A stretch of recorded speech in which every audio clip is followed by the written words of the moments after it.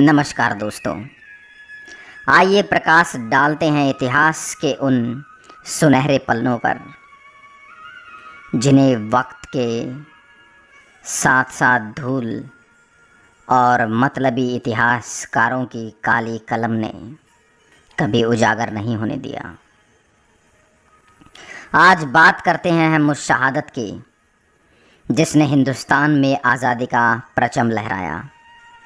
हम बात करते हैं बंदा बहादुर की, जिन्होंने लाख यातनाओं के बाद भी अपना धर्म बदलना स्वीकार नहीं किया।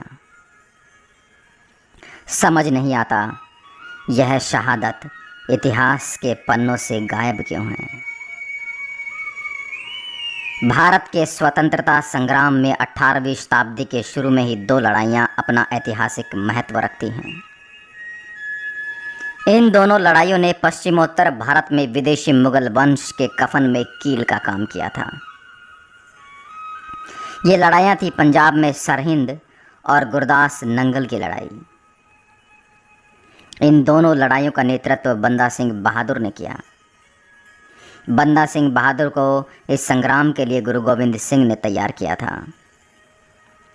जिन दिनों इस वंश के बाबर ने हिंदुस्तान पर हमला किया था, उन्हीं दिनों भारत में एक ऐतिहासिक गुरु परंपरा प्रारंभ हुई थी, जिसके वाणी गुरु नानक देव थे। उसी गुरु परंपरा के दशम गुरु श्री गोविंद सिंह हुए।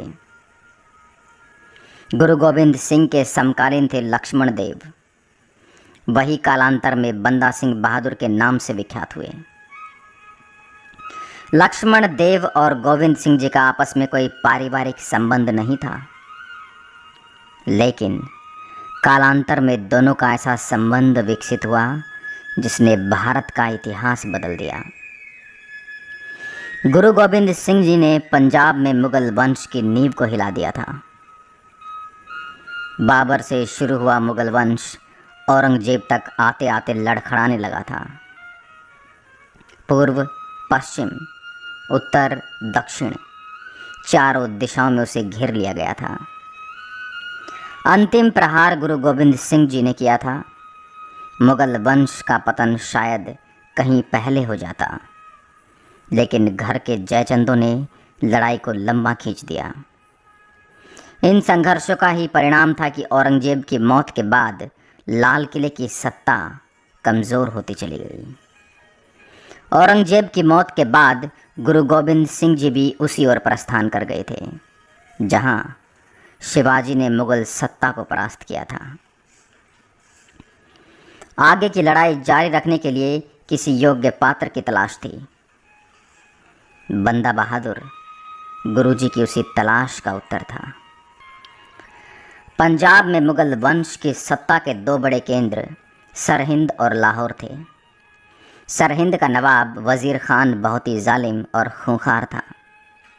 उसने गुरु गोविंद सिंह जी के दो अबोध पुत्रों को दीवारों में चिनवाकर शहीद कर दिया था। वह केवल शासक नहीं था, बल्कि भारतीयों को बलपूर्वक अपने मजहब इस्लाम में दीक्षित करके सबसे बड़ा गाजी भी बन चुका था। इसी समय गुरु गोविंद सिंह जी यात्रा पर नांदेड़ पहुँचे। पता चला कि गोदावरी के तीर पर माधोदास सन्यासी तपस्या कर रहा है। महाराष्ट्र में दोनों की भेंट गोदावरी के तट पर सितंबर 1708 में हुई। गुरुजी ने माधोदास को स्वमुक्ति के स्थान पर राष्ट्र मुक्ति का मंत्र दे दिया। मानो माधोदास को मंत्र मिल गया हो, मध्य एशिया से आकर भारत पर राज्य कर रहे मुगलों के अत्याचारों से साधारण जन की मुक्ति का मंत्र। गुरुजी ने अपने शिष्य का दरबार बुलाया। उन्हें माधोदास बैरागी को बंदा बहादुर बना दिया। गुरुजी ने माधोदास को पंजाब चले जाने की सलाह दी, जहां राष्ट्र मुक्ति का यज्ञ हो रहा था और खालसा अपने प्राणों की आहुति उसमें डाल रहा था।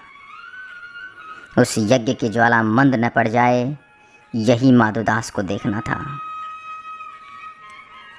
स्वतंत्रता की ज्वाला को निरंतर प्रज्वलित किए रहना ही माधोदास का उद्देश्य था। इससे पहले महाराष्ट्र में आने से पहले गुरुजी 1705 में औरंगजेब के नाम जफरनामा लिखकर आए थे। जफरनामा यानी विजय का पत्र। गुरुजी ने जफरनामा के माध्यम से एक प्रकार से भविष्यवाणी कर दी थी कि अब मुगल वंश की पराजय ज़्यादा दूर नहीं। बंदा बहादुर को अब उसी उद्देश्य को पूरा करना था। बंदा बहादुर को अब उसी भविष्यवाणी को सत्य साबित करना था। सितंबर 1708 के अंत में माधोदास अब पूर्ण रूप से बंदा बहादुर बन चुका था। उधर सरहिंद का नवाब वजीर खान भी चुप नहीं बैठा था। वह दक्षिण भारत में भी गुरुजी की पदचापों को कान लगाए सुन रहा था। उधर गुरुजी ने बंदा बहादुर को पंजाब की ओर प्रस्थान करवाया। वहीं सरहिंद के नवाब के भेजे पठान गुरुजी के पास नांदेड़ पहुंच गए। उन्होंने धोखे से गुरुजी पर उस समय घातक शस्त्र से प्रहार किया जब वह तपस्या में लीन थे। यही प्रहार अंततः प्राण लेवा सिद्ध हुआ।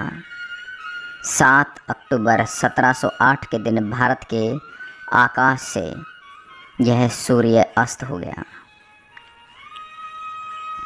सरहिंद की धरती बंदा बहादुर की प्रतीक्षा कर रही थी। मुगल सत्ता के प्रतीक सरहिंद पर हमला करने से पहले बंदा बहादुर को शक्ति का संचय करना था। नवाब वजीर खान भी हवा को सूंघ रहा था। हवा ही बताने लगी थी कि इस बार का मुकाबला अभूतपूर्व होगा। उसने भी मुकाबला करने के लिए तैयारियां शुरू कर दी। अल्लाह अकबर के नारों से आकाश गूंजने लगा। अंततः सरहिंद विजय का जयघोष बंदा बहादुर ने कर दिया। वह अपनी जन सेना लेकर सरहिंद की ओर चल पड़ा। सरहिंद से 20 किलोमीटर पहले चप्पड़ चीड़ी नामक स्थान पर वजीर खान की सेना से मुलाकात हुई। 12 मई 1710 का दिन था। चप्पड़ चिड़ी की धरती पर उस दिन इतिहास रचा गया। 2 दिन लड़ाई चली और उसका अंत 14 मई को नवाब वजीर खान की मौत के साथ हुआ। नवाब के मरते ही मुगल सेना में भगदड़ मच गई और उसके पैर उखड़ गए। बंदा बहादुर को फतह हासिल हुई। एक सैनिक वजीर खान का सिर काटकर भाले पर लगाकर हाथी के हौदे पर जा बैठा। विजयी सेना जयघोष करती हुई सरहिंद की ओर बढ़ चली।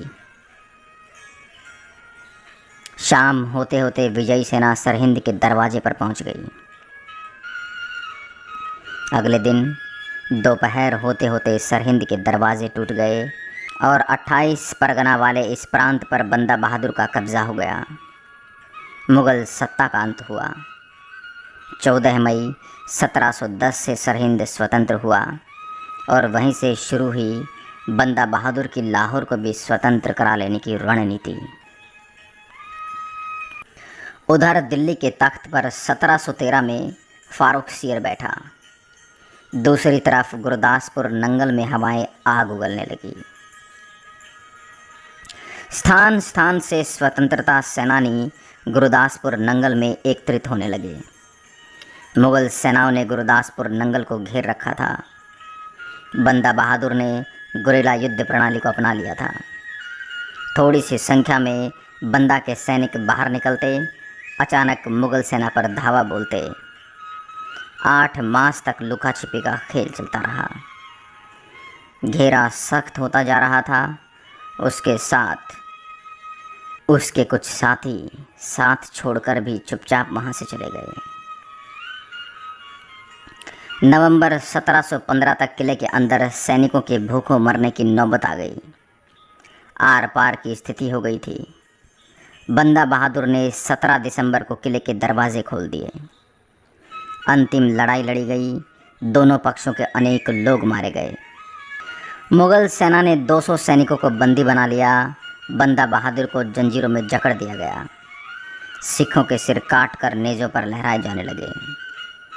जंजीरों में बंधे हुए लगभग 700 का यह काफिला बंदा बहादुर समेत लाहौर से होता हुआ दिल्ली की ओर चल पड़ा। 300 कटे हुए सिर छकड़ों में लाद कर साथ लाए जा रहे थे।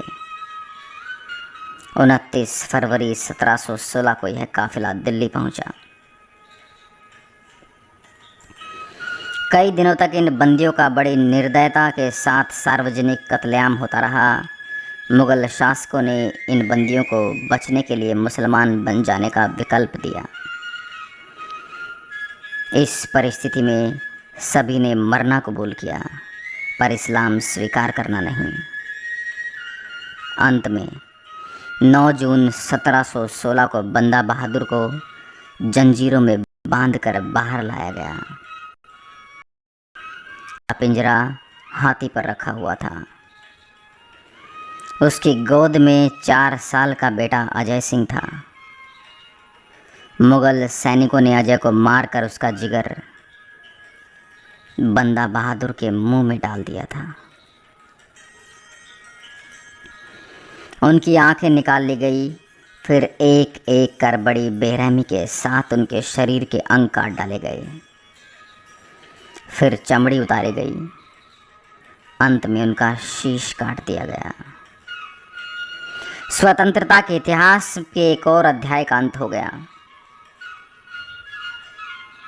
स्वतंत्रता संग्राम के इस अध्याय को बीते 300 साल हो गए हैं। चप्पड़चिड़ी की लड़ाई ने मुगल साम्राज्य की कब्र खोद डाली थी, लेकिन छोटी चप्पड़चिड़ी और बड़ी चप्पड़चिड़ी में उस अध्याय के कोई नामो निशान नहीं दिखाई देते। न जाने यह शहादत इतिहास से गायब क्यों हो गई। मैं प्रणाम करता हूँ उन बहादुरों की शहादत को, जिन्होंने अपनी मातृभूमि के लिए हंसते हंसते अपने प्राणों की बलि दे दी। जय हिंद, जय भारत।